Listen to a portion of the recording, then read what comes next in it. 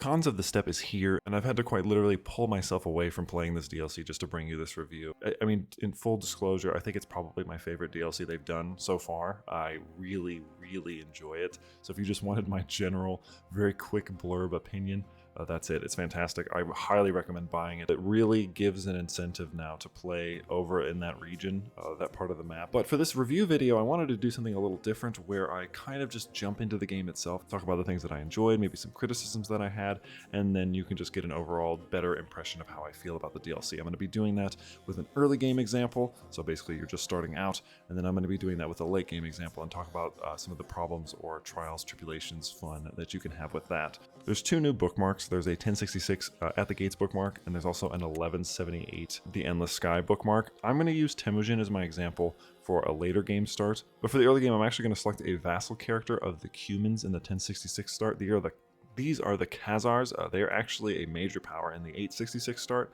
but they were defeated by the Rus, I think in like 940 or something, by Sviatoslav. This is the only Khazar start in 1066, if I'm not mistaken. Their culture is basically gone, so a fun, like a redemption arc, which I have a video for coming out in like a day or two. But anyway, so hopping in here, very first time you load in, you'll get the Great Steppe, and this is just basically explaining that you have county fertility, you have seasons, you have migrations. So looking at everything for the first time, this is a vassal, by the way, you're not a tributary, we'll talk about that though. So looking at everything for the first time, there's obviously a lot of new additions to your layout. So of course, you have your nomadic capital, which is your yurt. Yurt's fantastic blend of landless adventurer camp and also a estate. I think it leans closer to estate functionally. It's not too different than an estate. The only time it would be different is if you were going to migrate, which as you can see I cannot do because I'm not an independent ruler. There's a lot of things you can't do when you're a vassal or a tributary to a larger power, which is why you generally be those for as little time as possible. We'll talk about that later. But in general, the yurt is quite good, and I also appreciated that you could get a preview of the internal buildings, which I'm pretty sure is a feature of Roads to Power and Landless now too, but I don't think it was when they launched. I could be mistaken, but there's a ton of different ways to customize, to make your yurt how you want. I typically tend to personally focus on like combat and raiding, as well as my herd size, which herd is obviously the new resource that allows you to be stronger. And herd is really interesting because there's different buildings you can build that will make it so that you get more horsemen, because you don't have levies anymore, you have horde riders, and horde riders are directly taken from your herd. So for example, if I have a 1141 herd and I raise all of my troops as raiders, you can see the herd goes down because I'm using those herds to make raiders, which is a really cool mechanic, and I like it a lot. I think it's a brilliant way to blend those two worlds. Speaking of men-at-arms, since we're already here, and we'll talk about raiding in a second too, I love the new additions to the men-at-arms. I think they're fantastic. I like that you have to spend gold and herd to not only make them, but to maintain them. So for example, we have torchbearers, which are their siege weapons that you can get. They are automatically raised to full because they're already part of your herd, if that makes sense. But not the same thing if you were to say like recruit from vassals. So you can get onagers if you want to, but you will have to, like wait for those to level up, or wait for those to fill up, I should say. Speaking of raiding, there's a couple different ways to do it now. You can obviously pillage, you can capture, you can plunder, and you can adventure. Terrorize is something that you can't do until you fill out the second tier of the new Nomadic Dynasty legacy tree, I guess, which is Scorched Earth. I'm not as happy about this. I think that it should have probably been the first tier. It takes a while to get to this, and it feels like something that would be a lot more useful early on, because Terrorize is one of the only ways to get prestige. As a horse lord, they struggle with prestige quite a lot, because a lot of their interactions and things that they need to do require prestige to level up, and the only two major ways, or I guess 3 ways they can do it, are fighting in battles, raiding, like those pillaging, and also doing something called a Nurg, I think is how you say it, which is the new type of hunt. And I love that hunting for them is also, you just pay herd, I'm assuming just to move your horses around. Hunting, falconry, and Nurg, or Nurge, are all really important to nomads. They add a lot, I feel like they add more prestige, and falconry in particular was important to their culture, so it's like gives you more incentive to even try it. But Nurgs are really cool. Basically, they're like a mass hunt where you get a bunch of resources, like a bunch of gold, a bunch of prestige, a bunch of legitimacy. I don't know if it gives any piety, I can't recall.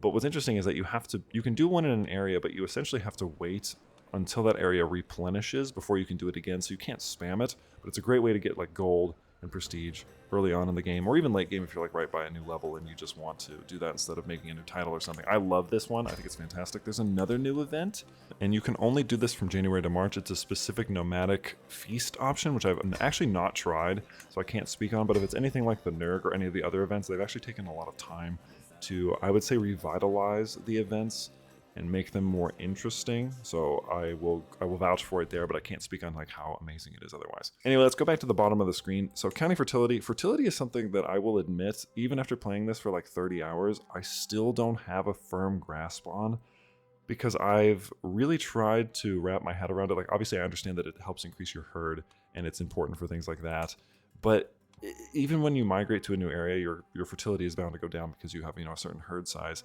It feels kind of elusive. You can use your new Crusader members, which are basically just your council, to improve your fertility, and it's cool because these guys are more dynamic than they used to be, aside from your spy master. I do like this feature. It is kind of annoying because if you want to replace somebody, it costs 350 prestige, which every single time, even if they're like a powerful vassal, which that really sucks because again, it's an interaction you have to use prestige for, which I found really annoying because it's hard to get prestige, especially early on in the game. Like if you're a newer, you know, small nomadic lord, it's tough. It can make the game very difficult. But you can manage fertility and increase fertility growth. But it still seemed to elude me. I did not quite get the grasp on this system. This is something that's going to come in time, I'm sure. Even now, like I said, 30 hours in or so. Obviously, we have the great Steppe seasons, which I think this is a great, fantastic screen. I love this. This is the Gur Khan. This will tell you who's the strongest Khan in the region, who has the biggest horde, basically, biggest herd. These are all the other nomads in the steppe, so these are the people leading up to it. This is kind of like powerful families for the admin government, but instead you have like who's the biggest on the block. And you do need the Gur Khan status to do a couple things in the game, like if you want to become the greatest of Khans, for example, which we'll talk about that in the late game video example that I want to show you. You have something called a Stargazer now. There's new court positions, of course. There's like Stargazers. There's I think this is called the Law Master, or the Elogasi. There's Master of the Chase, like they've renamed things. There's Quartermasters, new icons, of course, Chief Bodyguard, Foreign Emissaries. A lot of the buildings in the yurt will give you access to new kinds of court positions as well, and they're great. I love the court position update, which was part of this DLC anyway, the free update. Them all having their own tasks now is fantastic, and also being able to just toggle automation, brilliant. I know that's not part of the DLC specifically, but I want to call it out. It's so good and I love it. But anyway, the seasons are kind of interesting. So we have Western Steppe, Central Steppe, and we have Eastern Steppe seasons. So they all have something different going on, and each one has potential good or bad seasonal predictions. So we have like a Zud, which is pretty bad, or we have like the Everlasting Summer, which is the best one, or we have like, there's a plague one, I think, that's like really awful. It's like Endless Winter or something, and it basically forces you to migrate. It'll unlock some new decisions. I think it's for desperate times.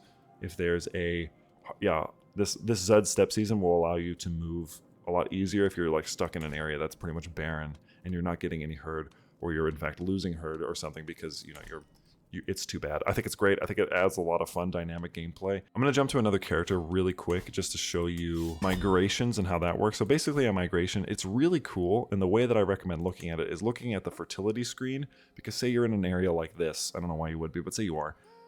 You want to not be in an area that's maybe so brown with this 15 fertility, and you want to move somewhere that's like 85 or like 100, like something really fantastic. To do that, you would have to click on the area, and you have to, I can automatically move here if I want to, because this is just a shepherd. They have no military might, they have no power, and they have no authority. They will become a tributary automatically if you ask them to. They are entirely dependent on you.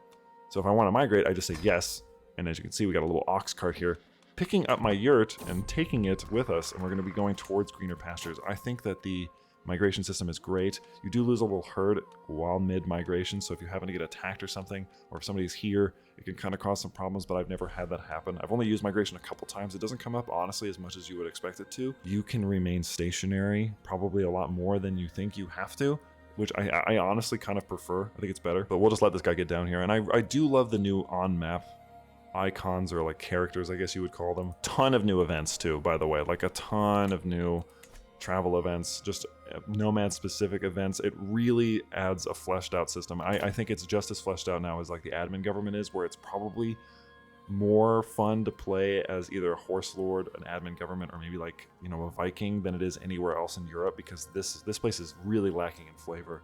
And the only, or not the only, but one of the major criticisms I think I could think of this DLC is that it really highlights how featureless Europe is now, except for like Northern Europe and like England and stuff, and how feature heavy the DLCs are. Like playing over here is legitimately more fun than playing over here, in my opinion, and especially with the horse lords. I don't think I'll be playing over in Europe for a while, maybe over in this region, like in the Eurasian steppe, just because it's fun to sort of like incur into Europe, but it's a total blast. I really cannot wait for you guys to get to try it. It's fantastic. I got wounded in a duel, but as you can see on the map too, there's little icons now for like herds. So these are some sheep.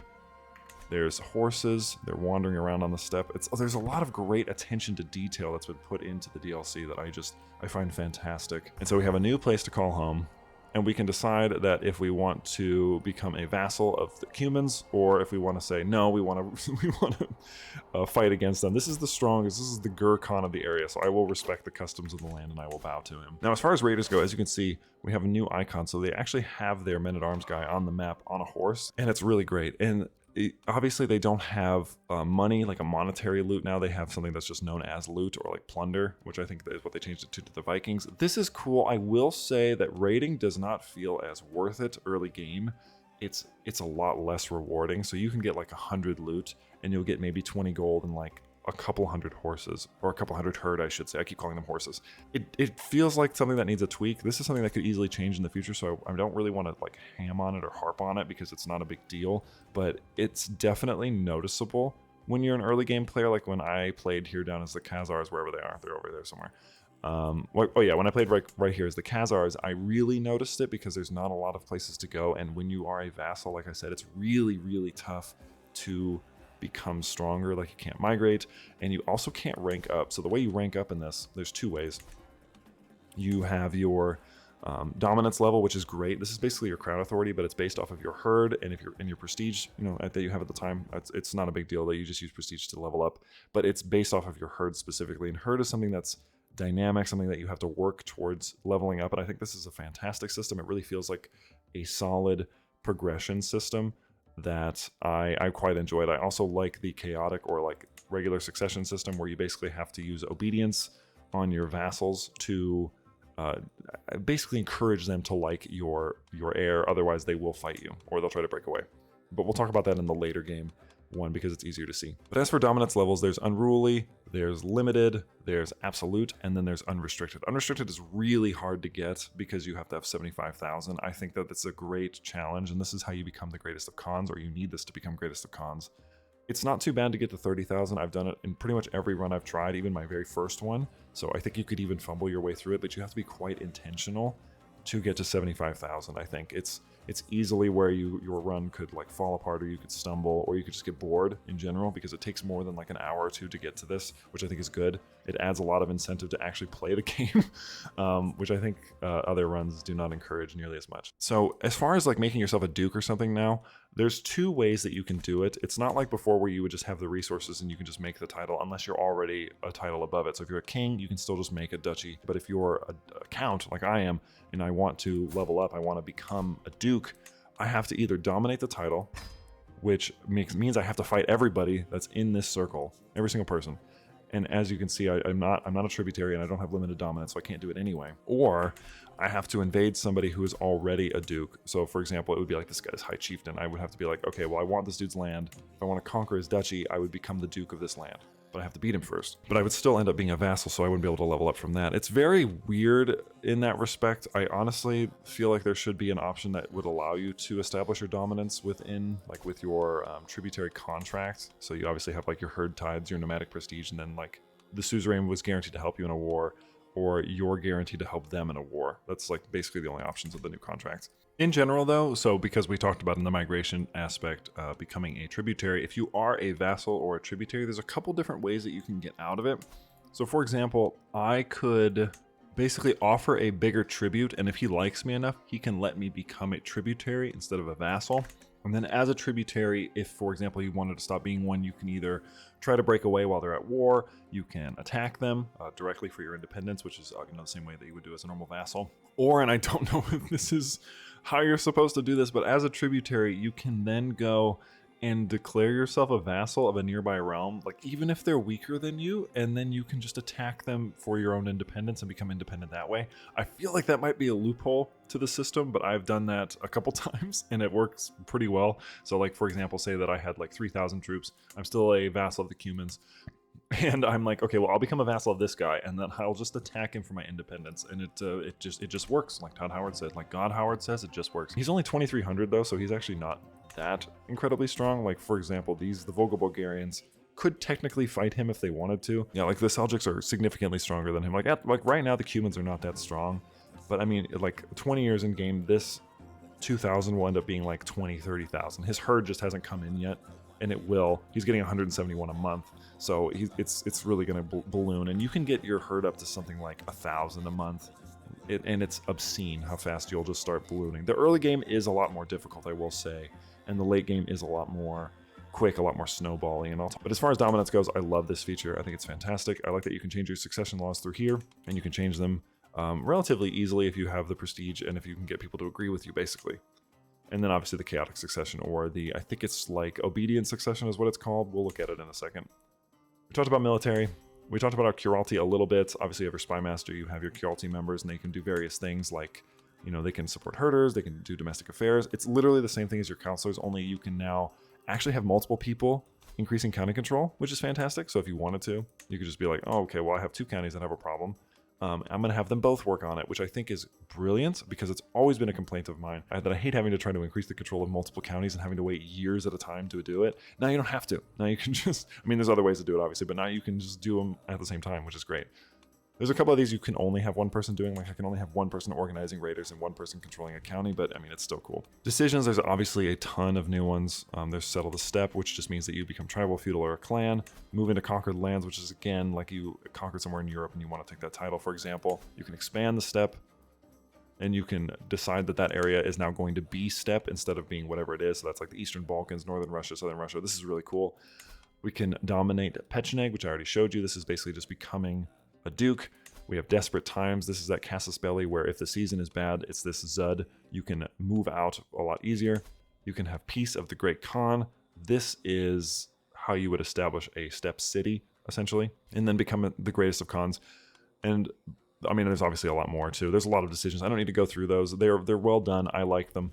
I do want to highlight that the greatest of Khans is properly tough to get. It is not something that you're just going to do probably in your first attempt unless you're just like fantastic at this game, which I think is brilliant. I've played this game for hundreds of hours and it took me 3 full like concentrated tries to actually get it to go. And once I did, I was obscenely powerful. And I do want to talk a little bit about that in my later game run, because you'll see how, you know, not necessarily close I was, but you'll be able to see that it's not just like a walk in the park.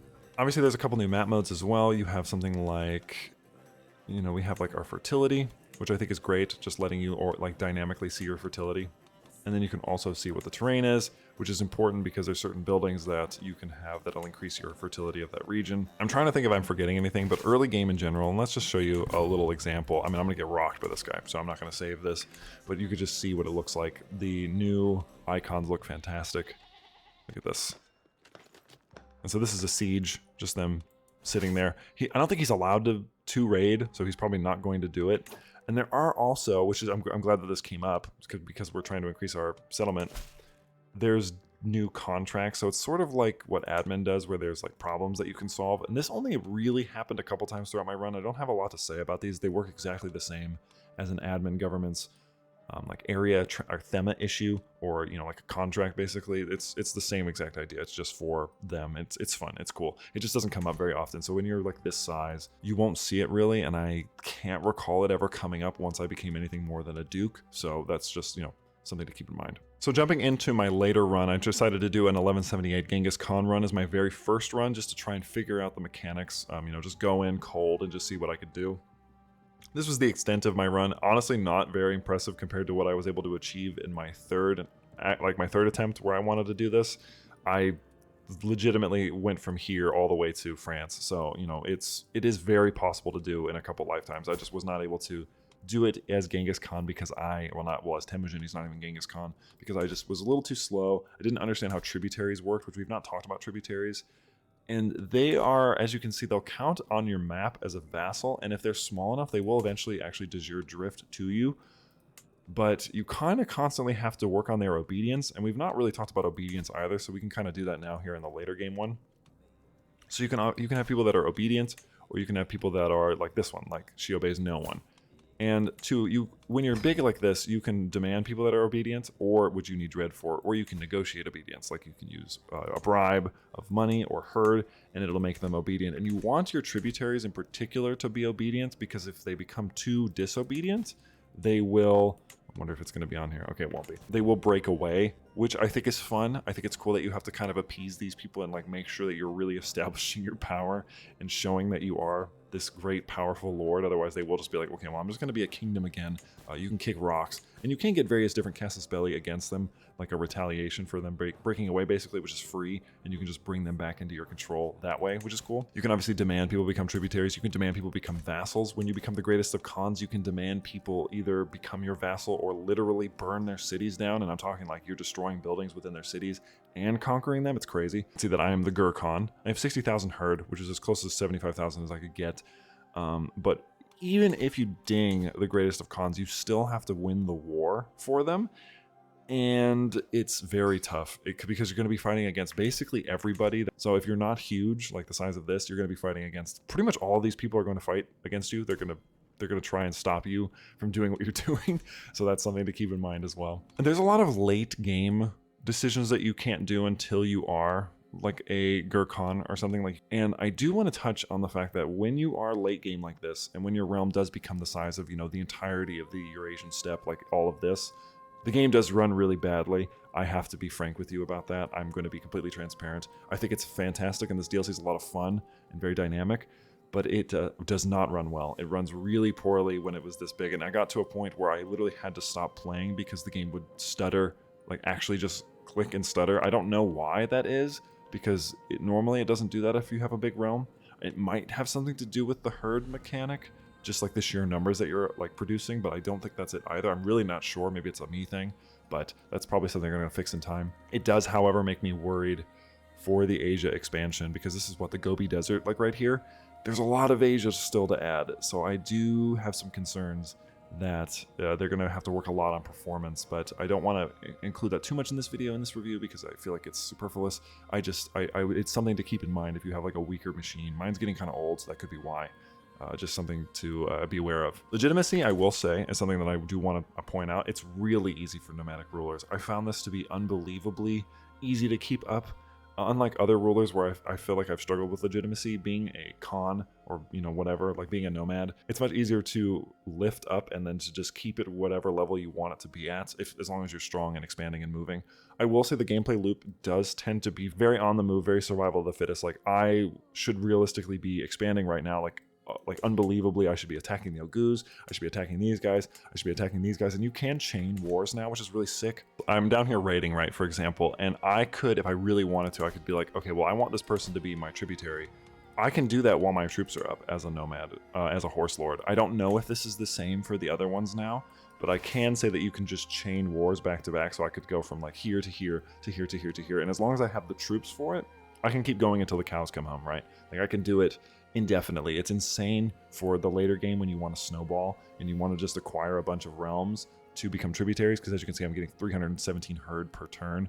So it's fun. It's like a total battle. It's totally survival of the fittest. When there's a bunch of big realms like this, they will be fighting each other. They will be trying to take each other over. They'll be doing basically everything they can to become the strongest of Khans. Like, we have Khazaria and we have these two guys right here fighting, and they will go into various territories. I've seen Byzantium become which apparently it's gone right now, but I've seen Byzantium. What the hell happened to Castile here?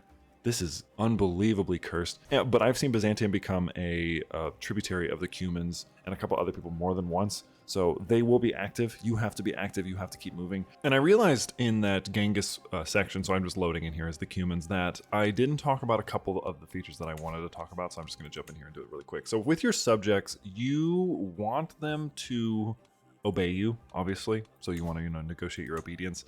And the reason that you want them to be obedient is that they won't do any hostile schemes against you, they won't join any factions, and non-tributaries won't break free, or tributaries, I should say, won't break free. So, you just give them a little gold, whatever you happen to give them. he becomes obedient. That does not mean that he's going to be obedient forever. Certain actions that you take do mean that they could break back away and then just become disobedient again. So as you can see, this guy's got a, all of his vassals are disobedient. So he has 0 approval. All of them disapprove. But I can give them, oh, this guy wants money and herd. That's crazy. Let's just see. So we'll just show you this as an example. And there you go. So now that we have all of them, we have a stable succession. So this just means that when I die, you know, when inevitably when that happens, I will be able to play as my heir without any issue. None of my tributaries should leave. None of my vassals should try to break away, and it should all be good. And obviously, I lowered my herd by giving them a bunch of stuff. So again, my total soldier count is lower because of that. I didn't bring this up earlier, but I want to talk about it. So obviously, as the Khans, you're going to be expanding far outside of your normal territory, and you're going to have various men-at-arms of other regions underneath you. You can actually recruit those, which is really sick. So you could say you want these Metricon warriors, which I believe come up from the Siberian region.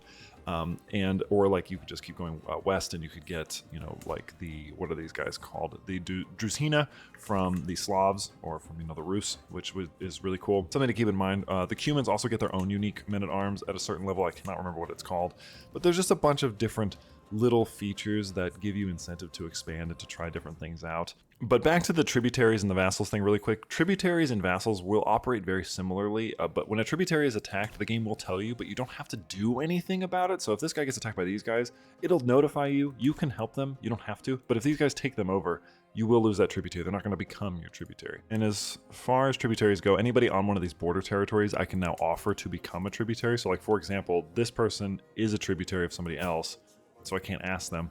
I can demand this person, and they might accept. So that was 43%, 49%. So he says no. He will never bend to the knee. Or he'll say yes, and then he'll just become a tributary, and my land will increase. And this does count towards you becoming like a Gur-Khan or becoming the greatest of Khans. If you go scroll down here, you can see that you have more than, you know, 100, or the realm size with tributaries is more than 100, which ours is 110. So this would be a decent size. Like, you could do the greatest of Khans with a realm even this small. Or you could just be insane and have a realm that's like 700 counties and break your game. It's a lot of fun. I know I'm going to forget something about tributaries. There's a lot of interactions with them and a lot of different things that you can do. They have their own kind of contract, if I'm not mistaken. Yeah, they have like herd tithes, and you don't have to ask them for this. You could just be like, okay, well, I want you to give me more, and so now you give me 10. And it doesn't really matter if they want to, you know, try to fight away, break away from you. You could just, you know, give them this, or you could just beat them down and then make them a tributary again, or make them a vassal. It's, you know, you are the Iron Fist. You need to establish your absolute iron rule. That is the biggest thing that I can tell you about this DLC. You need to be tough, you need to be strong, you need to be heartless. You want to expand, you want to grow, you want to be powerful, and you want to take the world by thundering hoof storm. But it's just a fantastic DLC. I know for a fact I missed some things in this review. I'm just trying to, like, again, pull myself away from it long enough to actually talk about it so that you guys can get a general idea for it. But in general, I think it's fantastic. Those are sort of the major points. And in summary, I'll go back over them. So basically you have, like, you know, this is a yurt after like 50 years of playing. So you have a couple upgrades, you have a couple different expansions, and the expansions also have upgrades within themselves, which is fantastic, kind of like they do for some of the landless and admin government stuff. You have obviously the seasons. This is something to keep in mind. You have to use your Stargazer, one of the new core positions, to help you predict the next summer. Obviously their level will determine on how well they predict that, so you can sort of plan what you want to do. You can migrate if you want to, which migrations are really great. You have your dominance level, which I'm at absolute dominance. And again, dominance, you want to be strong. You want to have people that would fear you, that would be afraid of you. Dread is a huge part of this character as well. Prestige, I'm finally getting some per month, but that is a huge issue with this. Like, you will struggle for prestige. There's not a ton of ways to get it. So that's something to keep in mind. I think that's it. There's a lot of different features of this DLC that you're just going to have to discover for yourselves. I wanted to jump in and talk about the things that you'll notice right away. But as far as actually, you know, just giving you every single detail like tutorialized, that doesn't feel like what a review is for. Ultimately, I just want you to know that the DLC is really good. It's very much worth the money. It's very much worth you, even if you don't want to buy the chapter and you just want to play as Horse Lords, pick it up immediately and give it a try. I think it's fantastic. I have loved it. And like I said, I've had to literally pull myself away from it. I have not played CK3 this much since I bought it for the first time in 2020. And I think that that's fantastic. As always, I want to thank my channel members for their continued support, and in particular my Paladin tier members. Those are Dwayne the Rock Lobster, Zora, Luigi, Dunyal, Valadar, Lackland, Grazo, Ryzen, Titus, Furkan, J Dizzle, and Ghidorah. You guys are awesome. If you'd like to become a channel member, or if you've ever considered becoming a channel member, you can do so through the membership tab. Nights and above get videos 2 to 3 days early, depending on how I'm feeling. And that's going to be it for me. Again, I hope this encourages you to give this DLC a try. It's really fantastic. And as always, I'm Soul, and I will happily see you in the next one.